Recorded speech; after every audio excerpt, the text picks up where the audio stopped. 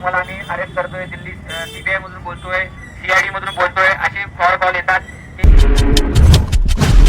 लागली आहे किंवा तुमचा नंबर प्लेट झालेला आहे किंवा तुमचा अकाउंट आज रात्रीपासून बंद होणार आहे, तुमचं सिम कार्ड ब्लॉक केलं जाणार आहे, तुम्ही आता केवायसी करून घ्या. तर अशा आमिषाला बळी पडू नका. तुमची माहिती शेअर करू नका.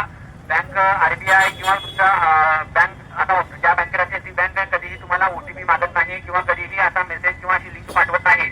तुम्हाला असा कोणता कॉल आला, फ्रॉड संदर्भात कॉल आला, तुम्ही संबंधित बँकेशी जाऊन भेटा किंवा पोलीस स्टेशनला येऊन माहिती घ्या, जेणेकरून तुम्हाला तुमची पुढे जी फसवणूक होणार आहे ती टाळता येईल.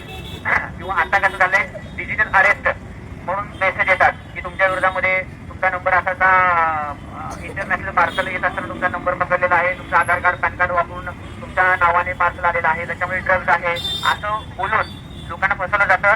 आणि तुम्ही डिजिटल अरेस्ट आहात किंवा तुम्हाला आम्ही अरेस्ट करतोय, दिल्ली सीबीआय मधून बोलतोय, सीआयडी मधून बोलतोय, असे फ्रॉड कॉल येतात.